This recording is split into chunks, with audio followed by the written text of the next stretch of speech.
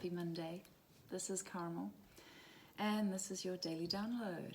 You can go to www.beingandbecoming.life to find out more about me and where I'm coming from and how we might work together if you feel called to dive in with me to create a container in your now moment. Because that's all we can do, right, is create a container for this now moment.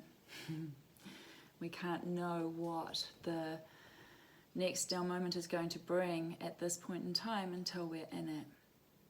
And what I'm noticing in this particular now moment that I'm personally in is some deep introversion, some real quiet, slow-paced pondering inside myself as to where, what, why, how my next step wants to unfurl, where it wants to take me, what it wants to do, if it wants to achieve anything at all, or if it just wants to be still here, now. And it's so quiet and so introverted and so still and so almost even uninspired that I nearly didn't even try to do a download today.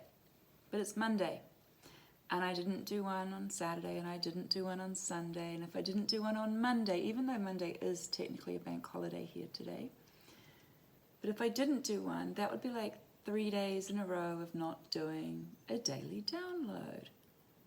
And if you notice when you start off to do something and then you stop yourself from doing it for one reason or excuse or another, and then next thing you know, it just doesn't happen anymore. Well, we do this a lot, don't we? We start something and then we say we're going to keep doing it and then we stop. And sometimes that's okay. Sometimes the lifespan of whatever you're doing just comes to a halt and it doesn't matter. You don't need to justify its reason or its excuse. It just is dead in the water. It's done. But other times you need to look inside yourself, which I've noticed I had to do this time, and go, well, I said I was going to do that. Why would I stop doing that? Why would I not commit?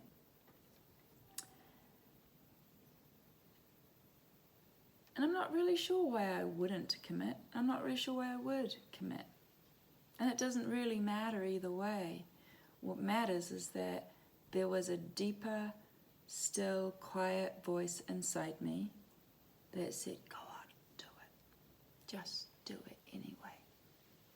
It doesn't matter if you don't know why you're doing these. It doesn't matter if you don't know what they're for. It doesn't matter if they don't seem to have a point. There was a still, quiet voice that was stronger than the noisy, barraging, don't bother, you don't need to, what's the point? They're not going anywhere, they're not landing. People don't really need them. You're just preaching to the choir. You're not really making a difference in the world. You know, all of these thoughts and feelings are louder, but they're more superficial. What's the strongest voice? What's the clearest voice? What's the most expansive voice? What's the most uplifting voice? What voice would I prefer to trust within myself? And it's that still voice that says, keep going. Keep going. Yeah, keep going. Doesn't matter, keep going. And when we hear that voice, it's just slowly, quietly on repeat saying, keep going. You got this. Doesn't matter what the bigger why is or what the smaller why is or what the bigger point is or if it's going to be relevant tomorrow or the next day. What's relevant is that you're building the muscle inside yourself that wants you to keep going. And in times like what we're in right now, these really tumultuous times, we want to work the muscle that has us keep going, right?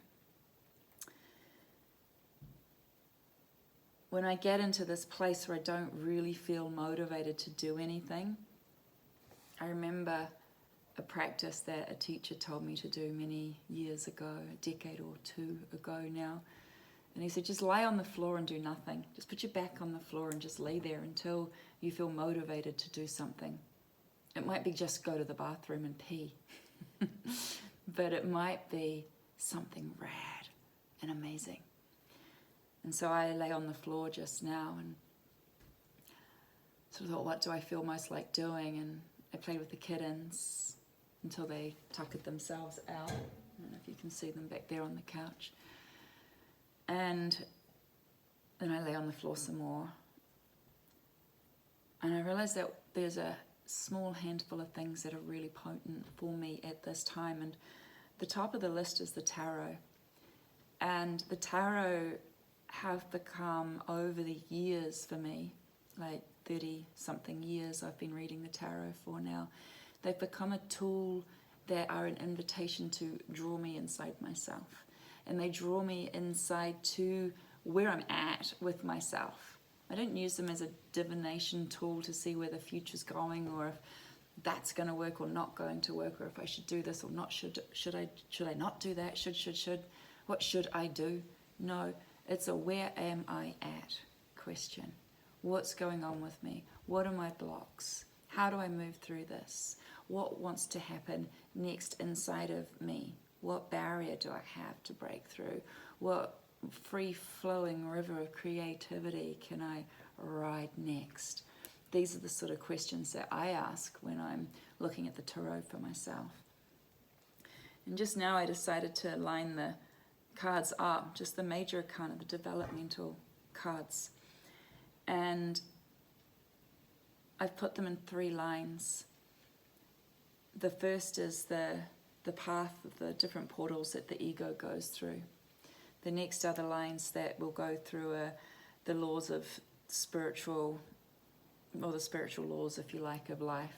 And the next are our coming to Jesus moment. How do we walk through, how do we transcend the ego? How do we walk through the spiritual laws of life? And how do we really just work through our own unraveling? The first line's kind of like, I know who I am, I'm learning who I am, I've got it, I've figured out who I am, I've blended myself, yay, I know who I am. The next line is like, fuck, I don't know who I am, I'm falling apart, I'm unraveling here. The cycles of life are just turning and I don't know who I am or what I'm about. And the next line of cards are like, oh, this is me in the chaos of not knowing who I am. This is me rising through not knowing. This is me showing up despite not knowing.